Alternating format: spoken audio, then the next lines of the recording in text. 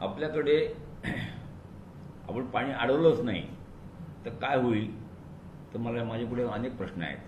पहिला प्रश्न मला आला एका खेड्यामध्ये की खेड्यात लोक उभे राहिले, सांगितलं तुमचं भाषण तर खूप छान झालं, पण आमच्याकडे वेगळा प्रश्न आहे, आमचे लग्न होत नाही आहे, कारण आमच्याकडे पाणीच नाही, प्यायलाही पाणी नाही, शेतीलाही पाणी नाही, त्यामुळे कुठलीही मुलगी इथे लग्न होऊन यायला तयार नाही आहे. दुसरं माझ्यापुढे प्रश्न असा पडला की समजा पाणी नसलं आपल्याकडे तर आपल्याला पीक येत नाही, कारण खरीपसुद्धा येत नाही, कारण खरीपलाही पावसाचं जे स्वरूप बदललं आहे, कधी खूप पडतो कधी पडत नाही, त्यामुळे जेव्हा पाणी पाहिजे त्याला पाणी मिळत नाही, म्हणून खरीपही हातचं जातो, कारण खरीपाची गॅरंटी उरली नाही, ते सगळं पावसाच्या भरोशावर आहे.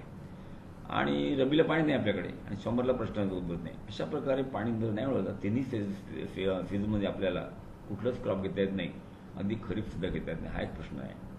तसेच आणि हे जर पाणी मिळालं तर आपण एका हेक्टरला कमीत कमी 3 लाख रुपयाचं नेट प्रॉफिट घेऊ शकतो.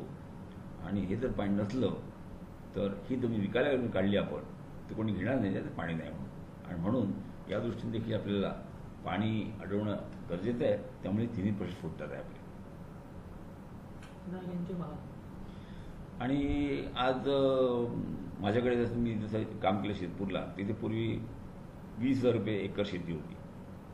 आज पाणी आल्याबरोबर त्याच शेतीचे भाव आज 15 लाखाच्या वर गेलेले आहेत. म्हणजे पाण्याचे भावसुद्धा जमिनीचे भावसुद्धा पाण्यावर अवलंबून आहे, आपल्या लक्षात येईल. आणि जसं पाणी आपल्याला उपलब्ध होईल तर जमिनीचे भाव वाढतात आहे आणि समृद्धी येते आहे.